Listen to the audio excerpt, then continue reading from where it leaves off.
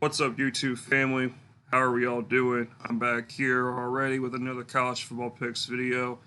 I'm telling you, this season just keeps flying by. We are already at week 8. Before you know it, it's going to be conference championship weekend. That's the first weekend of December. I mean, it's going to be here before you know it, guys. But I'm here with 10 picks in this video for you guys, a little bit less than what I usually have. In the college pickups thing, I'm 45 and like 27. I've not been picking well the last couple of weeks, just like the NFL. I have my NFL picks probably on Friday or something like that. Yeah, I'm probably going to be skipping on showing the Thursday night game in that video. I'll tell you how that goes. Currently, I'll tell you this. I'll give you this free pick right now. I'm picking New Orleans to beat Jacksonville if Trevor Lawrence is not healthy tomorrow night. If Trevor Lawrence is healthy, I'm picking Jacksonville likely to win and cover the spread. So here we go with this. Hope you guys enjoy this. These lines are as of yesterday, so these have probably changed a little bit. Let's get straight into it. We got a kickoff here early Saturday at noon in Annapolis, Maryland, between Navy and number 22 Air Force. Both these teams run the ball a lot, but Air Force is more efficient in doing so. Air Force, along with Wyoming, probably one of the best non-power 5 teams right now, among the best of those in that category.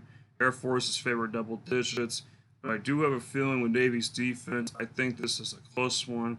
Again, passing won't be much of a showcased aspect of the game. You're going to see a lot of groundwork being done here. I like Air Force here. Navy probably covers, I would say, in this spot. I think 11 might be much on the road. They just picked up a big win over Wyoming. Might be a letdown spot for Air Force. You never know how it goes. College football is so finicky. One week, one team does well. The following week, they kind of let the gas, and sometimes they kind of let teams get on them. So we'll see. Next up, we have the number 11 Alabama Crimson Tide hosting the number 17 Tennessee Volunteers. The third Saturday in October rivalry game.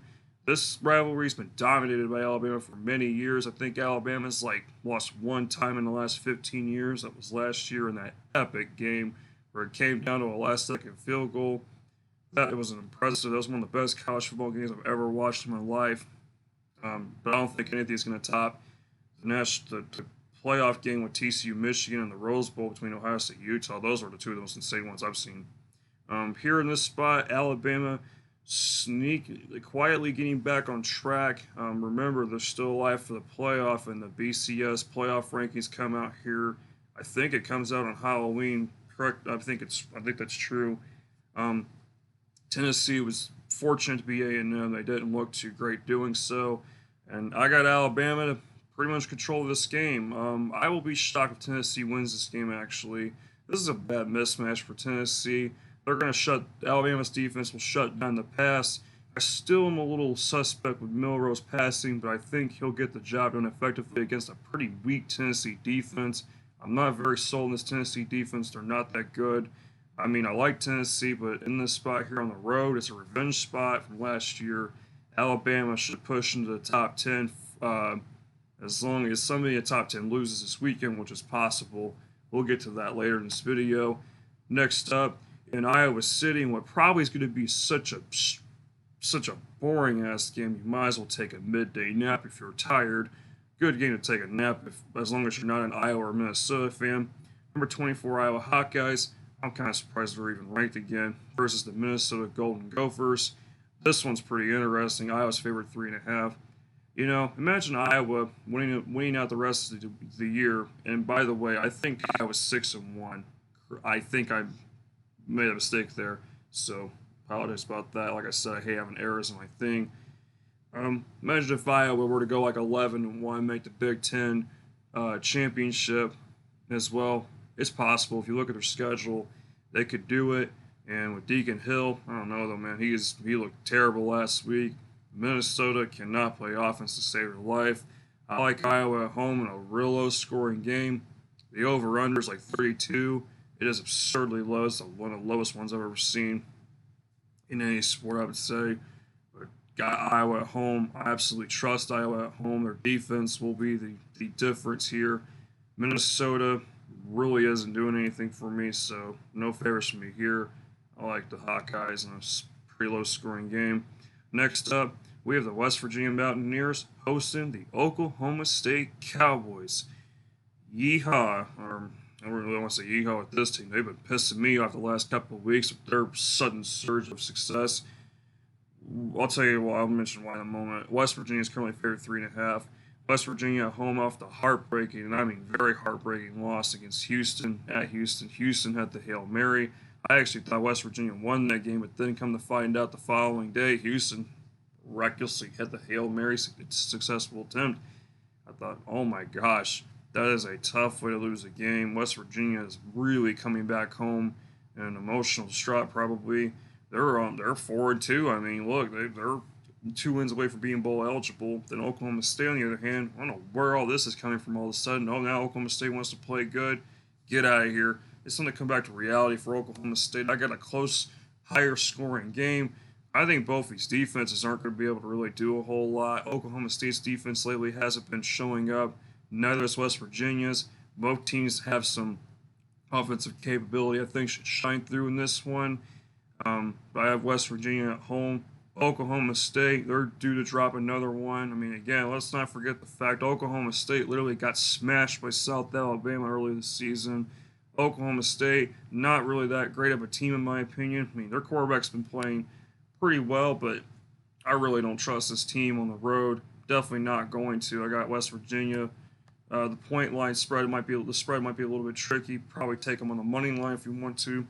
Next up, and this is my first MAC game I'm predicting of the year. I thought I was going to be predicting one when the conference championship slate rolled around, but here we are predicting 2 of the best in the conference between Miami Redhawks and Toledo Rockets. Toledo favored 2. I don't know why they're favored here in this game after what they just pulled this past Saturday.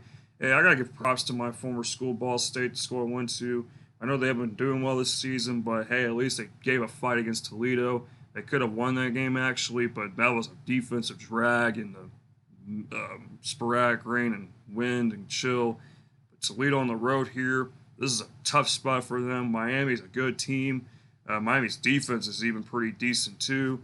I like Miami at home here. I do not like Toledo here in this spot. Toledo got lucky even getting out of Ball State, so I don't know.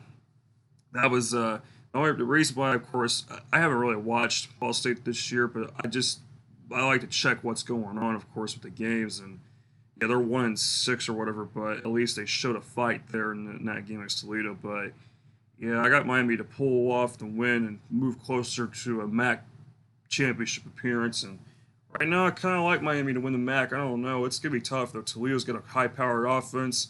We'll see. This should be a good one. Next up, let's go all the way down to the south, where we have the Auburn Tigers hosting number 13, Ole Miss Rebels. Ole Miss 6.5-point favorite, and I have a weird feeling about this game. This is one of those games where you look at it and you just kind of wonder, man, there's something not right with this one. Sure is, and you're not the only one feeling it. I'm feeling it too. Ole Miss is ranked 13. They're coming off the bye. They've had 2 really tough, close games back to back. The epic shootout against LSU, and then the week after they have almost lose to Arkansas at home. Yeah, Ole Miss, man, to me, their offense is really the only thing to me that really is something, and then their defense kind of not really there. I'm not really trusting Ole Miss on the road. They didn't really close it out well against Alabama, and then they beat Tulane, although, again, Tulane quarterback got hurt. Tulane could have won that game. They were up by double digits at one point. Auburn, their offense is trash, but in this game here, I actually think Auburn can generate some offense against an Ole Miss defense that's kind of porous. Auburn's defense, kind of the thing that keeps it going, I guess, if you want to per se, about their engine, but yeah, you know what? I got Auburn in an upset here. I actually do. I think Ole Miss is going to really be slow at the gate, and I think it's going to cost them here. Auburn at Jordan-Hare Stadium, I think this is a tough environment for Ole Miss. Yeah, I don't trust them in this spot. I kind of had a weird vibe with this one. I think Auburn's offense does just enough here to strike the upset and keep their bowl hopes alive. Ole Miss, to me, again, yeah, I'm not really... They're top. I don't know about them being a top 15 team. I'm not really sure about that, but yeah, I got an upset here. Next up, and what could be another potential upset, let's go down to Tallahassee, where the number 4 Florida State Seminoles. I had to do it for some reason. I don't know why. I mean, I've been really digging Florida State the last few years, but really becoming a big fan of them actually. Versus number 16 Duke Blue Devils. Florida State's minus 14 at home. That might be a little much, but then you start thinking about it too, especially considering does Riley Leonard come back? There's a chance he does. He's still day to day. He had the high ankle sprain against Notre Dame. Florida State this year, I like this team, but their defense is kind of worrisome. I kind of worry about their pass defense a little bit. They can give up a little bit. I mean, we saw that against Clemson. Syracuse early on, it kind of looked like Syracuse was trying to be sneaky, but then they got absolutely blown out. I mean, they did get blown out, but if you watch the game, you'll see what I'm talking about. Florida State's offense, I think they're pretty good, honestly. I don't know, man. There's a few things about Florida State that kind of irk me a little bit. We really study a team. You can kind of see those little nuisance things that you kind of don't like. Jordan Travis not staying. Jordan Travis has been hurt already a couple times this season. Hopefully he stays healthy because I'll tell you what, he really is the engine that drives that offense. Duke's defense this year, very, very impressive. I would not push over this defense. But their backup quarterback did nothing really, and did not do much in that game against NC State. I like the Seminoles here. Weird score here. I'm not really sure about the score. I'm hesitant about that one. I'm actually also hesitant about the score in another game we'll get to here in a second. But yeah, nighttime environment. I absolutely like Florida State. If this was at Duke, I'd consider Duke to possibly strike the upset. But I'm gonna go Florida State. This crowd should be absolutely roaring here, so it's a decent game. Let's go to another game where the crowd should be roaring as well. We have number 18 USC Trojans against the number 14 Utah Utes. USC is currently favored 6.5. What did I tell you last week about USC? Everybody and their mother practically was picking this team to win against Notre Dame. And all signals were pointing towards a Notre Dame W. Everyone had to kind of be like, well, USC's got Caleb Williams. At that point, I don't give a damn if they've averaged 52 points a game. I don't care if Caleb Williams is Caleb Williams, the Heisman, who's no longer the Heisman frontrunner. It's Michael Penix, absolutely. After what was happening with Washington and Oregon. By the way, Washington, Oregon, game of the year. No question about it. One of the games of the year for sure, if not the game of the year. Yeah, USC got blown out in South Bend, Indiana. 5 turnovers in that game. Absolutely atrocious. USC's defense, nothing did do nothing as usual, per usual. And then Lincoln Riley, once again, having to be talking to the media earlier today or yesterday. I'm just like, get this dude away from all microphones. Shut up and go fix your team. You're not helping yourself. You're certainly not helping his team. Alex Grinch stole Christmas. I had to say that, bro, because Alex Grinch, because your last name's Grinch, bro. You're like the Grinch. Your defense, oh my gosh, I'm so sick of looking at USC, man.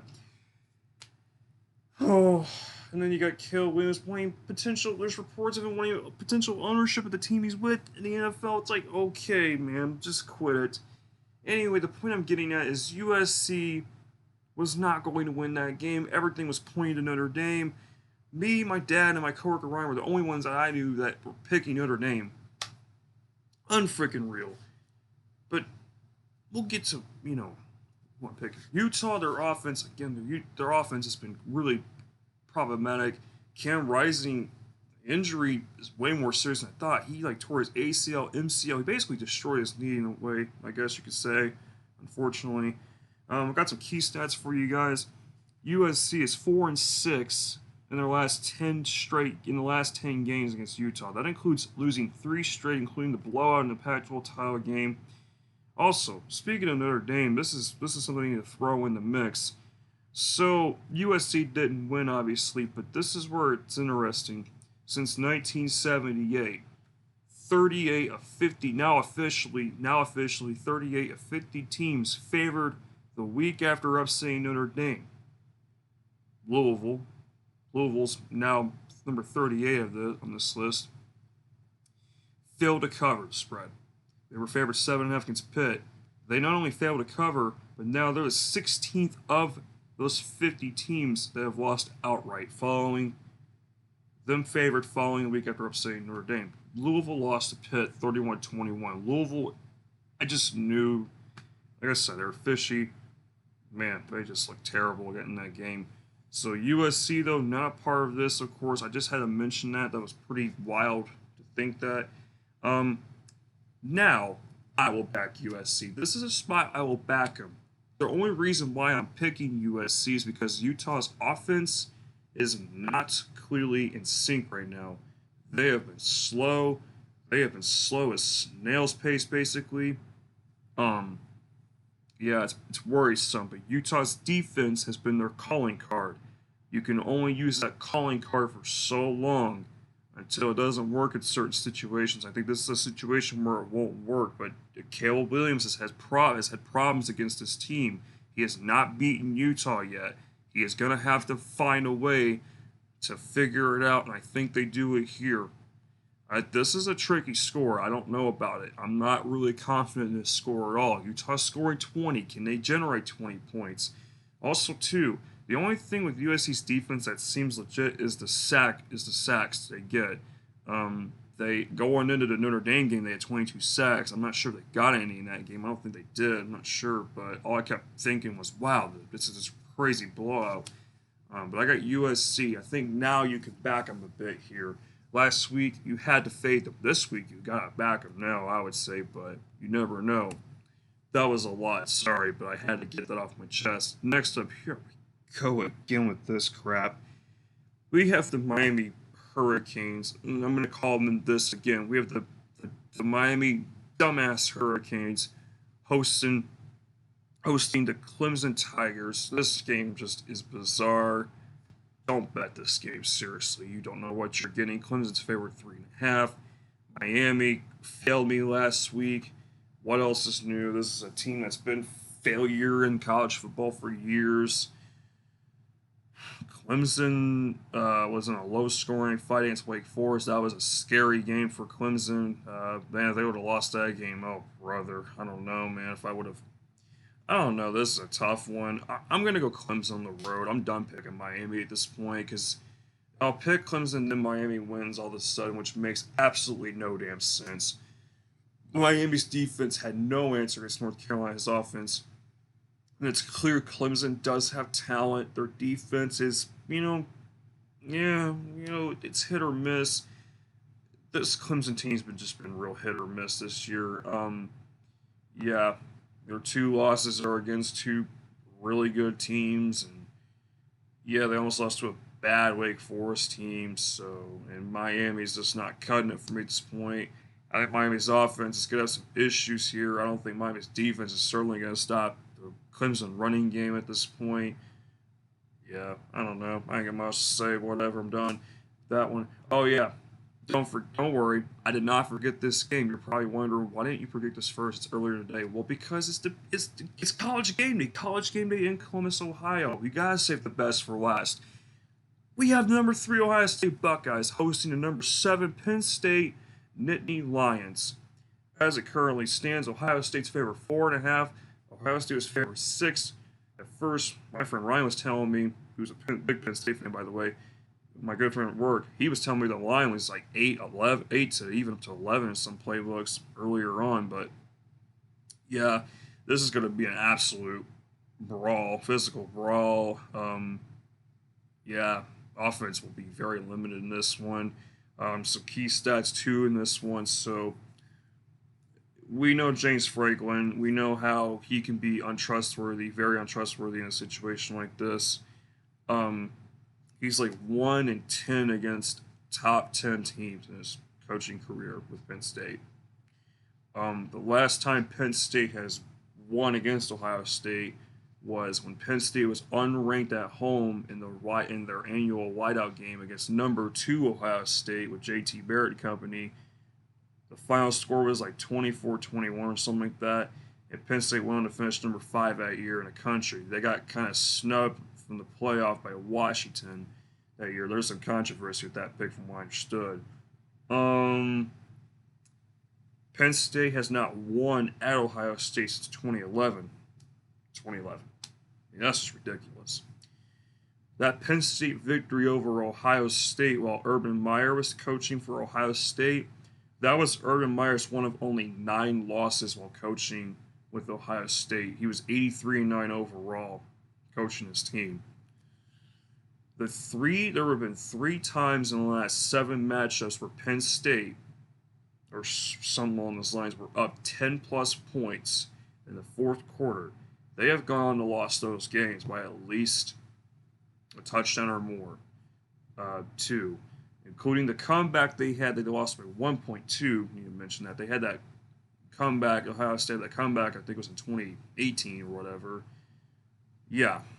Anyone remember also, Penn State fans, sorry to bring this up, anyone remember 4th and 5? Running the ball against Chase Young? Are you stupid or what? What are we doing? I have been back and forth from this one a lot. This is the toughest game for me to pick. This really is. I think it really also comes down to health. Ohio State currently has some injury problems. Ibuka is hurt. He didn't play last week against Purdue. Also, Penn State's had a tendency to start slow, and they don't throw down the field a lot either. So they're going to have to do some different things here. I can't pick Penn State. I'm sorry. I really can't do it. This game's going to make me so nervous because I want to see Penn State win. I'm honestly, I'm just going to be honest with you. I'm tired of the Ohio State-Michigan thing. I really am. I'm tired of seeing those two always getting the success. I just personally like to see some variety. I think against those schools, they have a lot of prestigious history for good reason. But I don't like Ohio State's head coach. He's a bit of an ass. I'm sick of watching it. I'm sick of watching that circus sideshow. And besides, Kyle McCord, he may not be able to handle that Penn State pass rush. Penn State's gotten a lot of sacks. Their defense is going to be on a motor machine. Both these defenses excel in this one. Ohio State's defense is really good too. Can't forget that. But I got a really low-scoring game. Tough one here in Columbus on Saturday. Thank you guys for watching. Stay tuned for my NFL picks. And next week, early next week, I will have my my first college basketball video this season. Is detailing the preseason AP poll, and then from then on out, more content of this kind coming your way. Stay tuned. Take care. Peace.